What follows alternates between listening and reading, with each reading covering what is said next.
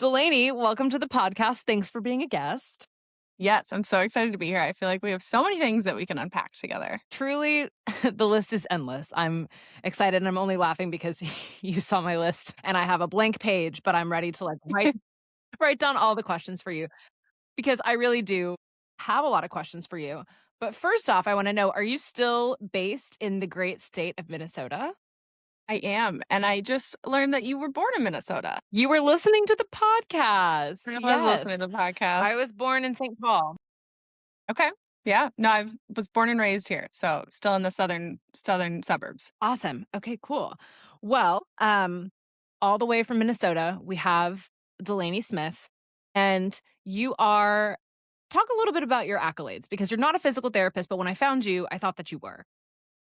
Yeah, I was going to go into physical therapy school had I not found muscle activation techniques. So my kind of whole story, which was very organically woven together, was I was playing college soccer. I developed chronic compartment syndrome, did all the traditional modalities for it, none of which were really resulting in any major impact on it. Then they really just have a surgery or rest. And obviously, you can't rest. My dad has always been very alternatively minded and was like, pump the brakes on a fasciotomy, which is just slits in your fascia, is how they treat it. And let me find something else out there, and stumbled upon muscle activation techniques, which was the most seemingly normal thing he threw my way, and I agreed to do it and was pretty much sold from day one. So I found that very early on in my undergrad and knew I was going to go into that right off the bat. So skipped PT school, went right into my specialty. So, muscle activation techniques. I do want to get into that a little bit more, but before we do, I want to talk more so about the shoes that you developed because I don't know how we found each other on Instagram, but we did. And then I was able to try a pair of your shoes, the minimals. And since then, have been wearing them around the clinic. I've gotten a lot of questions from other people about them. And overall, I'm just a big fan of a more low profile, zero drop, wide toe box shoe. Mhm. So, talk to me about how you got to where you are today with the minimals. So I was in practice for, at that time, 5 years when this idea dawned upon me. But really, it was preceded by learning more and more about the foot. And as you learn more about something, you assess it more, and it became overwhelmingly apparent how many people have such a lack of strength and a lack of awareness about their feet and ability to control their feet. And then doing the deep dive of how does that relate to our footwear, learning about barefoot shoes, and it was just this weaving thing in my head of how is this such a widespread issue? How are so many people unaware that the good and cushioned shoes that they're always told that they need to be wearing is actually contributing to a lot of this weakening? And I just I very vividly remember texting my sisters one day after I was ended a online course, and I was like, what if I just started my own? Like, this is such a under talked about thing. And so it wasn't like, oh, I'm going to invent something that no one's ever invented before. It was more about this already exists, yet so little people are wearing it, and so little people know about it and know the why behind it, that I very naively jumped right into creating my own shoe line. Okay. And how many years has it been since you started? Launched the company in November of 2023, so about 2.5 years now. Gotcha. Yeah. I think as a PT who has trialed many different types of shoes, I've tried Zeras, I've tried Vivo, I've tried Feel Grounds, I've tried minimals now. And I really like the minimals. I think they feel great, but they also look really good. And I'm sure that was part of the goal for you because sometimes the barefoot shoes can look a little funny.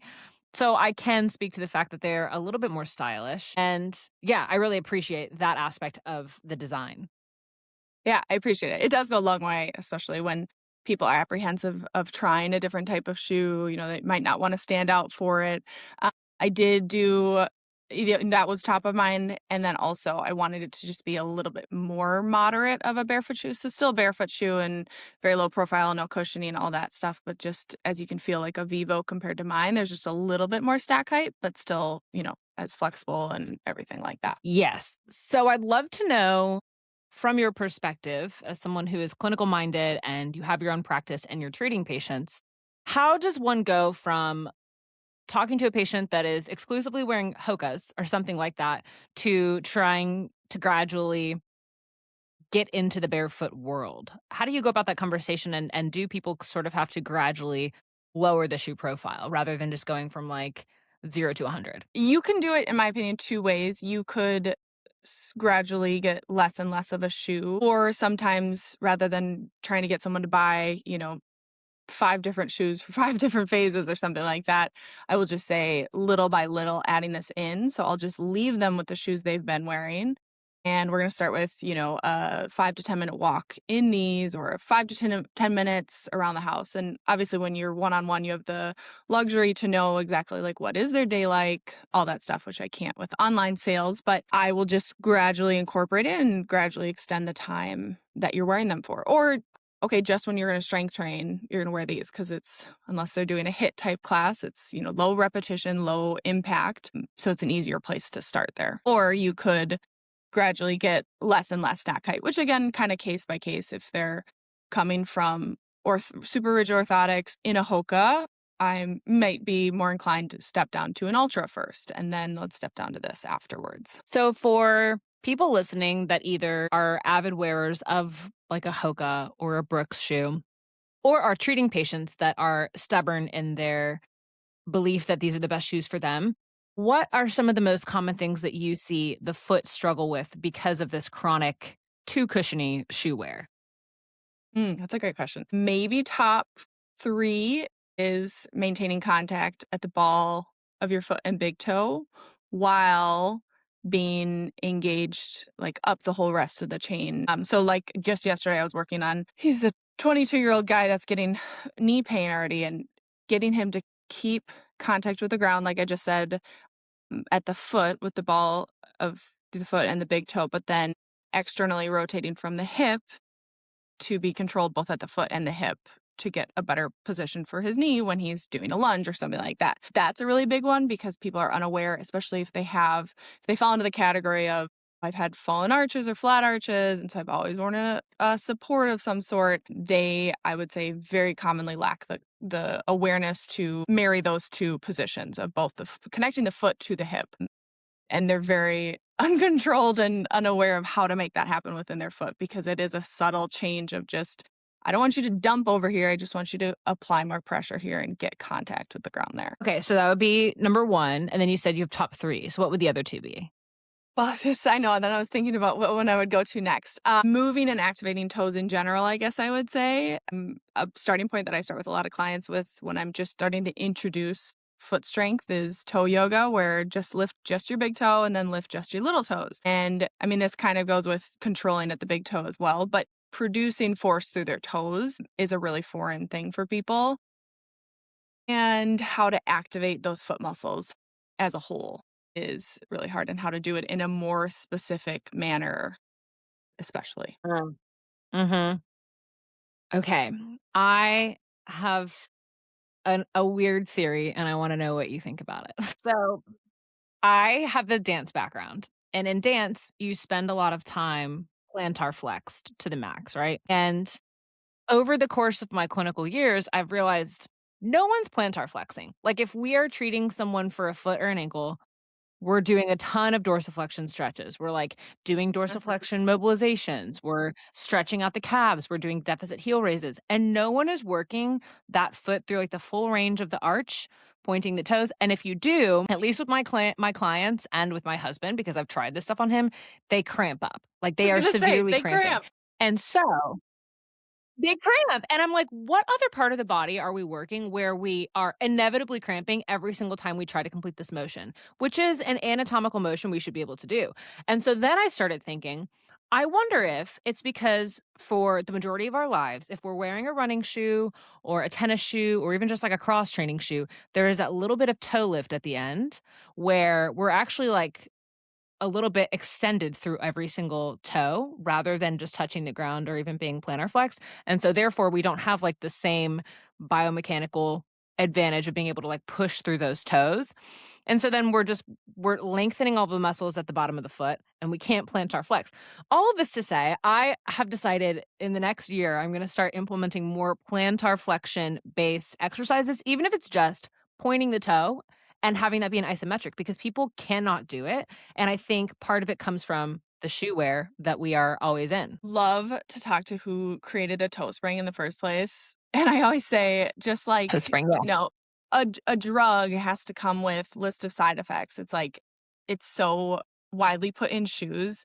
And great, if you're gonna wear it when you're running, go wear it when you're running. But when you're wearing it all day, every day, those effects start to compile because that toe spring, just like you're saying, directly it makes it harder for those toe flexor muscles to get engaged and into that, have to push off even. They really don't have to do much. I'm totally in agreement with you. And especially, do you see when people can't sit back on their heels, or when they sit back on their heels, they have to like extremely turn their feet out one way or the other to try to bypass that strict plantar flexion.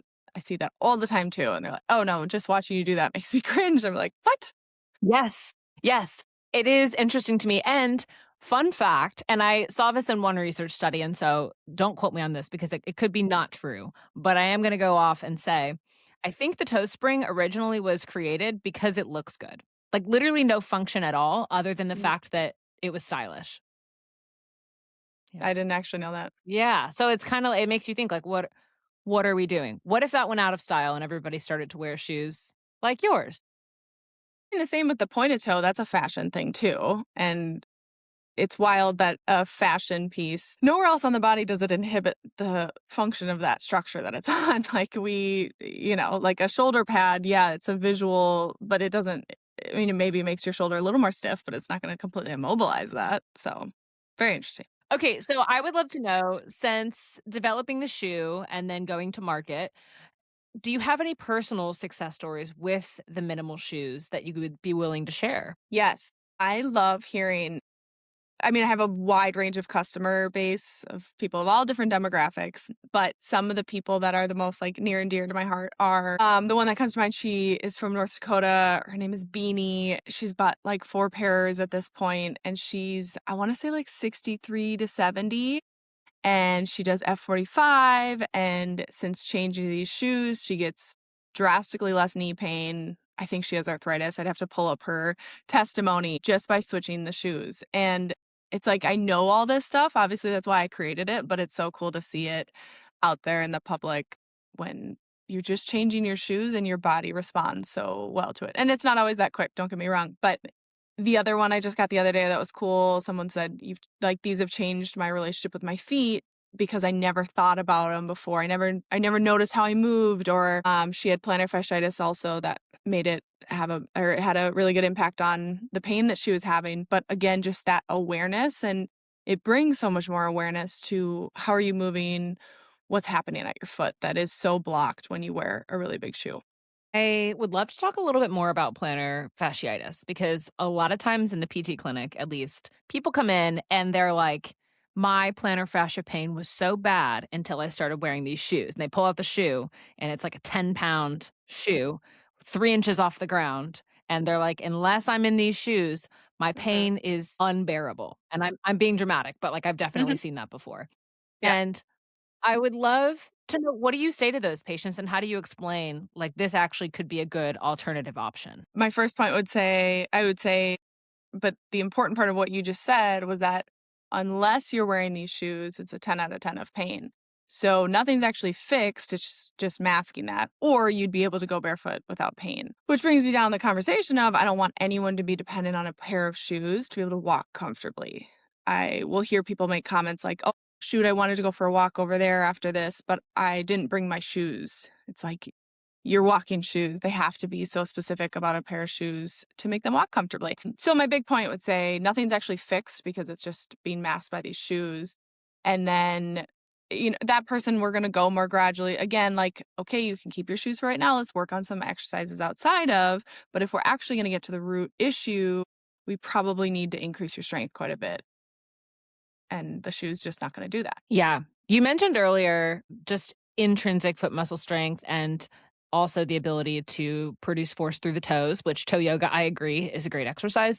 Are there any other exercises that, off the top of your head, you think are great for people who probably have a weaker foot, are not activating through all four layers of muscle of the foot? Like any ones that you just really hang your hat on and say these would be great for everybody to start doing if they're not? Easy one to start, again, just feeling what it feels like to have your toes activated, because that's just step one is like, "How do I even do that?"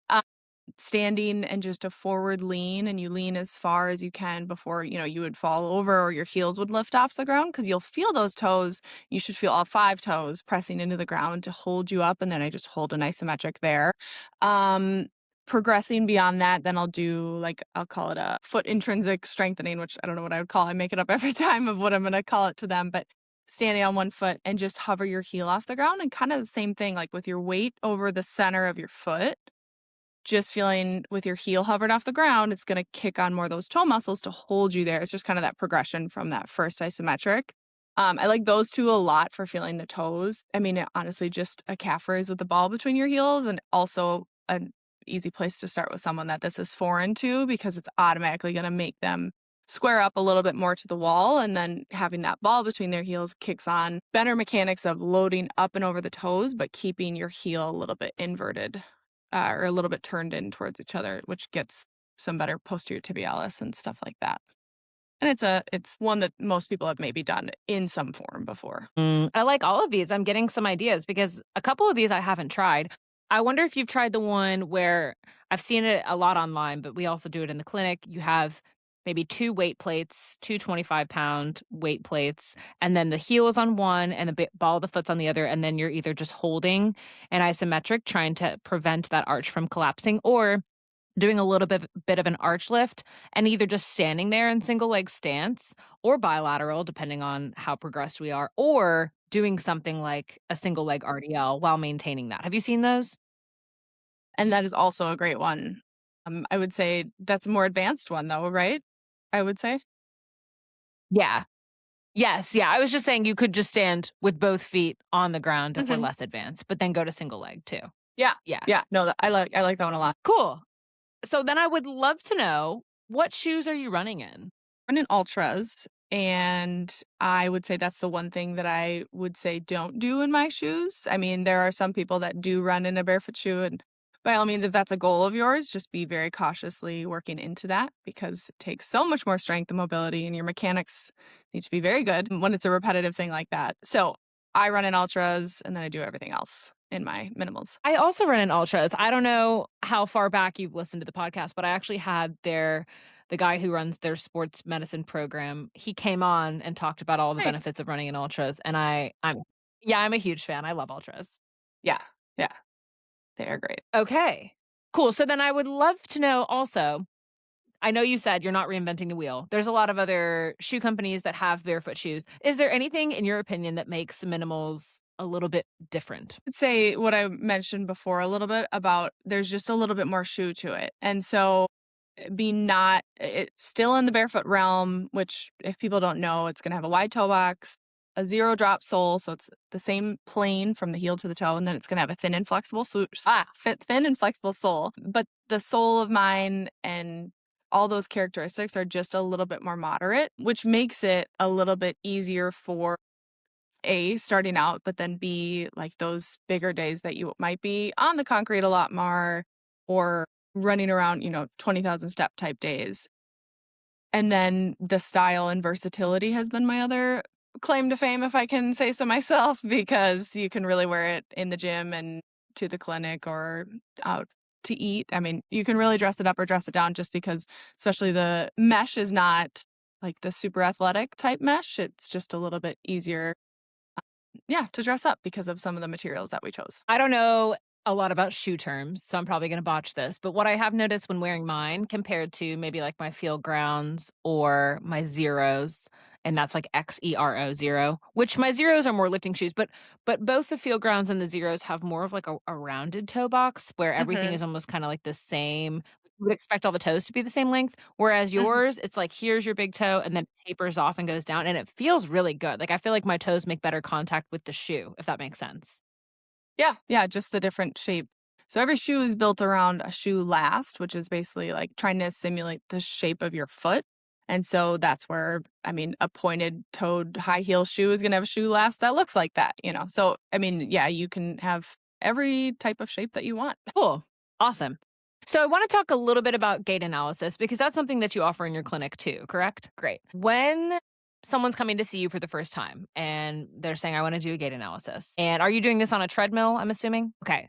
I want to know honestly more so for my my personal knowledge, because we also run gait analysis, but more so my physical therapist does it than me. What kind of things are you seeing most commonly when someone's coming in for a gait analysis and they're symptomatic? Big toe extension. If I could caution everyone to not lose a range of motion, maybe big toe extension.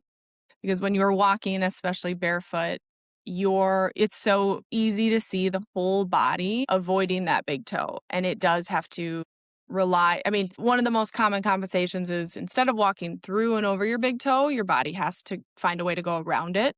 And so it might veer and press through, toes 3 through 5 instead. And those are much smaller, less capable toes. But then also when you think about, from the foot ground up, how your hip has to change, well, knee and hip have to change their position and their motion when you're no longer driving up and over that big toe. It just really, really creates whole body compensation. And we think it's such a little toe. Who could ever think that that would create so many issues? But it really does.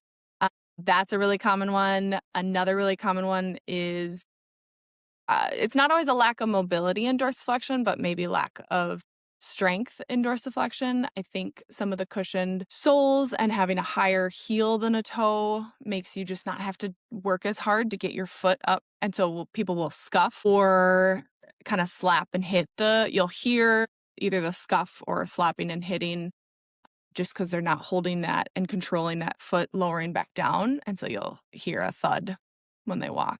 Interesting. So lack of that eccentric kind of lowering from dorsiflexion to back to push off. Okay. All right. So you mentioned the body can compensate if we're moving around the big toe rather than through it. For my PT nerds, what are the most common ways you see these compensations show up the chain, in the knee, in the hip, ankle? A common one is lack of hip extension. So big toe extension and hip extension are in the same phase of gait. And so if you can't get big toe extension, you're probably not getting into full hip extension either. And so whether that's a pelvis dumping or, low back pain from that, that can be traced back to the toe. A lot of foot pain is really easy to trace to big toe extension as well. So like I said, you can push off of those smaller toes, which can create pain in more the outside of your foot. You can spin your foot out and now you're getting, like kind of so this is going to be my big toe. You're spinning your foot out. And so now you're pushing off your big toe from this. I know. I need a model from this angle. And that can create or make it really hard to create that rigid lever through the back of your foot as well, which then like posterior tibialis tendinitis, because now that becomes more of the push off it's like that first thing to create that rigid lever within your whole foot. And so the second you lose that as being a solid base, something else has to pick that up. So it can to your initial question, it can compensate in many different ways depending on the person. And then knee pain can follow. Pick a person and I'll tell you it really just depends on the person because everyone compensates in a different way. There's not like one way that when you have limited big toe extension, everyone does this. Like I said, those are 3 common ones. Like then we see lack of hip extension or foot pain or foot spinning out, but there is a lot of different ways that your body can make do with it. Yeah, and I think that very clearly answers my question, because I was curious the most common ones you see, but I love that we touched on it, because I think in PT we forget. It's like we know to look at great toe extension, but sometimes it's not the first thing that we think to look at, maybe day 1 or even day 2, if someone's coming in with a knee or a hip issue. Which brings me to my next question, because I get this question a lot in the clinic from patients. I always say if I had a dollar bill for every time I tested someone's hip abduction glute med and it was weak, I'd have hundreds of dollars, which is true. Like literally so many people that come in with a lower extremity issue have weakness there. And so then they say, well, so am I having my pain because this muscle is weak? And I do the whole it depends conversation, because it's like, what came first, the chicken or the egg? Did you have a weaker glute on this side? Is it inhibited and therefore it's affected from the chain down? Or was it more so a lack of great toe extension, which then led to different forces acting through the knee, the hip not firing as well, and then now we have a weaker hip abduction force production. You know what I mean? So I don't know what your take is on that, but I always think it's funny because it's like you see it all the time, but it's really hard to differentiate which came first. We just have to work on both. Yeah, that's what I was gonna say. I'm totally in the same boat, and it's like, I mean, it could be this causing this or vice versa, but regardless, we're gonna work on both, so, oh well. Yeah. Yeah, exactly. Okay, so speaking of working on both, I wanna know, what does you said it's called MAT, so muscle activation techniques. Mhm. Let's say someone comes in, glute med's not firing the way that they want it to. What does that look like in your clinic? How are you then getting that muscle to fire? How do you practice with that? So I go broader initially. I always start with a range of motion eval, and that is, joint by joint, motion by motion. So let's say we're finding that you have limited hip abduction on one side. Then I have a muscle test for every single muscle that can abduct that hip, one of which being I have three tests for glute medius because we have an anterior, middle, and posterior division. So that test looks like for the posterior division, for example, I'm going to turn you out a little bit. I'm going to glide you out into full abduction, and then I'm trying to push you back. You're trying to hold out against me. If that's weak, the stimulation part is I'm palpating on the two tendon attachments, trying to stimulate. I mean, I can go as much down this route as you want, but Yeah, no, do it. trying to stimulate your muscle spindles because 50% of those lie in the tendon attachments. And what happens from, my lens with muscle activation techniques is your muscle spindles are not as sensitive as they should be. And so they're not sending as much information to your brain. If your brain's not getting as much information from them, it's not going to contract or call on that muscle as often or maybe as much as it should, or it's just, a weaker signal. So it's not to say you can't contract it at all, but just to the amount that we want to, or in the range that we want to, maybe is more so the issue. So then that stimulation is it's going to feel like a pinpointed massage, right? Because I'm just on the two tendon attachments. And then I'm going to redo that same test and I want to see that you can hold that, stronger, better the second time. And then I go through that whole list. So it gives me good idea of a client that I had this morning, she has really bad knee pain, gymnast, blah, blah, blah, working on all of her hip abductors and specifically glute med, glute min, posterior division, and glute max. Very, very, very, very little resistance to give. Some of her deeper hip external rotators, no issue. So I can get a sense of like, okay, these are probably the bigger players versus these. And then we'll see how you respond. Maybe we have to treat it again. Maybe we don't. And then once we get better contractibility and control of that, then I start implementing some strengthening stuff. And I'm not, like I said, I'm not a PT, so I don't write whole strength programs or anything, but at least we have a good idea of, okay, we probably need to do some strengthening in these areas based on what we saw. That's so cool. So if someone comes to you with a knee pain, you said you do a range of motion assessment first. Do you go full body? Are you looking like cervical spine rotation, thoracic, shoulder, everything from head down? First session for sure. Yeah. I mean, if again, this client, like I'm probably not going to continue to assess her cervical spine just because it's very clearly in her hips and ankles that the issue is. But yes, day one, I'm getting a full body Right. picture. We know it's all connected and we see it's all connected. Just like we said, we were just talking about the hip and foot being connected, but that foot can ultimately create an issue with the neck or vice versa. So we do want to get the full body picture and then get more specialized from there. This is making me think of the trigger point dry needling that we do in the clinic.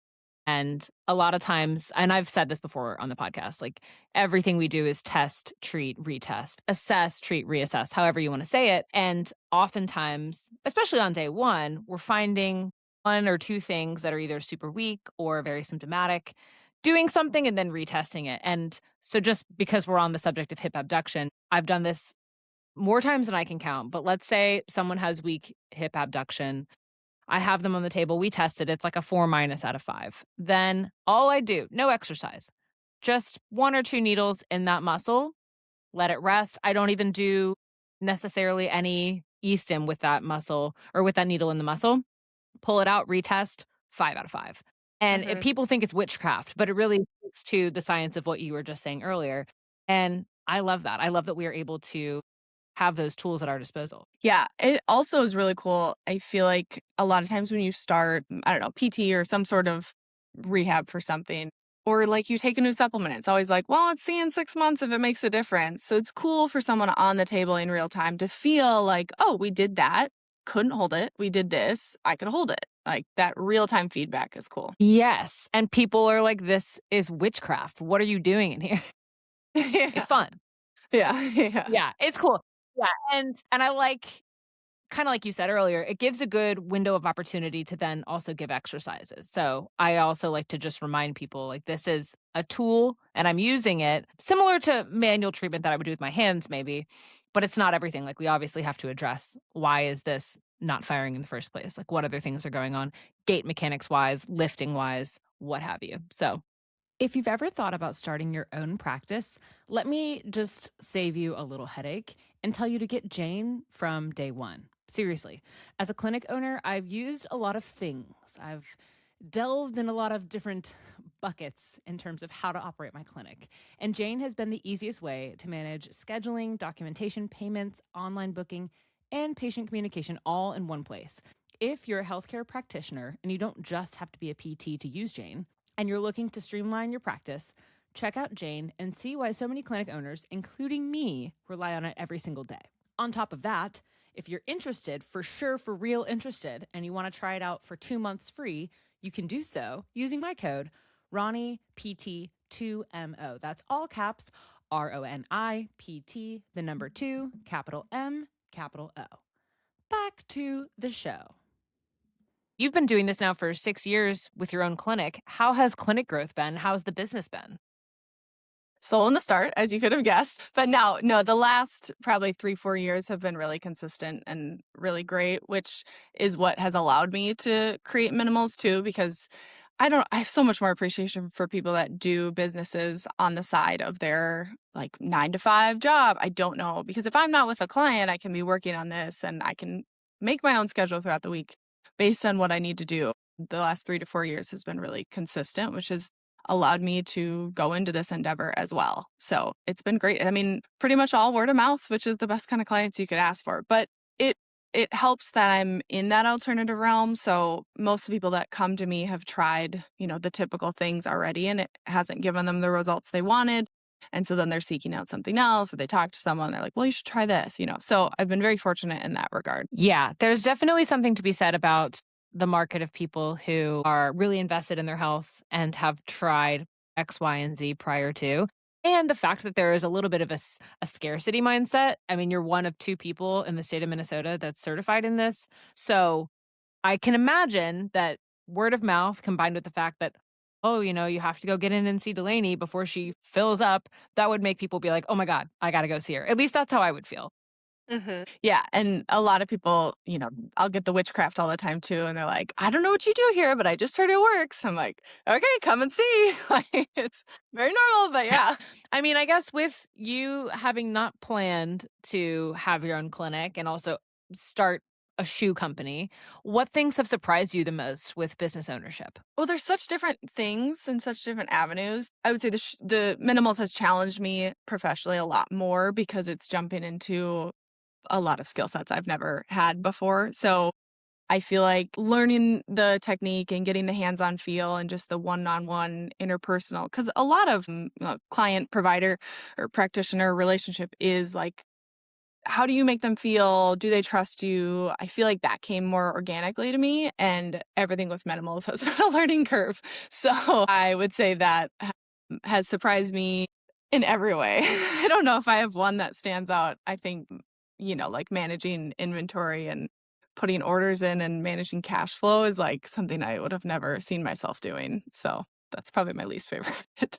Yeah, I mean, one business is betting on yourself and knowing that if you have good interpersonal skills and you can help people, your business will probably do pretty well. Like word of mouth is going to do great work for you. And then the other thing is a physical product that Mhm. like you definitely don't learn about in school. And so yeah, I mean you just said inventory and orders and I just like got a little nauseous. I don't think I could do. I know, I know.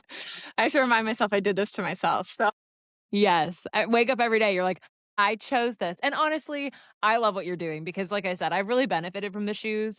I posted a story the other day. I should have tagged you. I didn't even realize that the shoes were in the shop, but I had probably 5 people slide up and go, "What shoes are these?" So, you're doing good work and people are noticing the product, and I think it's gonna go a long way. thank you. I appreciate it. I am very excited about it. And even though it is very challenging, it's also cool to be learning new things every single day. And it again, like, I just had a come to Jesus moment last week, I called it, because, you get caught up in, like, the inventory, and I just put in another order, and those are always really hectic times, at least until I, like, take funding that makes those times easier, and I just had to be like talk to my husband, I was like, "I'm doing this because it is helping people," and reading through some of those testimonials, it's, like, a good reminder of, like, it's not about the number of shoes I sell, it's about the people that are impacted from this, and that's the stuff I love, and so that's what's gonna keep me going, and, the more people's feet I can get these shoes on, the more I can potentially help their movement or help their pain or so on and so forth. So I am really excited about it, and I'm, like, very excited to continue growing. So I appreciate any stories and tags and stuff or any word of mouth. Yeah, absolutely. And this, I mean, I'm going to tag the shoes in the show notes as well because I really do think they're fantastic. So I think that's beautifully said. I think a lot of people who get into patient care, they come from an altruistic standpoint where we just want to help people. And then in business ownership, you can definitely just get bogged down with numbers and, lifetime value of a customer and success rate and what are the Mhm. outcomes. And at the end of the day, it's like a lot of that just I don't know. For many people, I think feels like noise and it helps to remember the core values of why you do this in the first place. So I am I appreciate what you're doing, truly. Thank you. What was your least favorite of going to owning your own versus when you were working for someone? Is it that stuff, the numbers and tracking and Yeah, my husband does a lot of that stuff for me and I've had to learn how to offload that stuff on him because when I was trying to do it by myself, I just wasn't. And so I think I think the imposter syndrome has been tough trying to I mean, hiring somebody, having this clinic, just doing all these things when was only 2 years out when I started and ultimately left the corporate world, and so sometimes that still creeps up, but again, at its core, it's just me trying to help people, so if I Mm, can remember that, then it tends to be a little bit less scary. yeah. Yeah, that's awesome. Yeah. Yeah. Okay. I know you've listened to the podcast, so you might know this final question that's coming. But if you could go back and talk to yourself and tell yourself anything, it could be a piece of advice, could be whatever, honestly. What would you tell yourself back in 2020 when you opened up? I don't think I've made it to the end of your podcast, or I shut it off right before because I didn't know this was coming. Oh I know, no. it called out 2020 me. Called out. You shouldn't have said that. I'm just kidding. 2020 me had no idea what I was starting and very little confidence.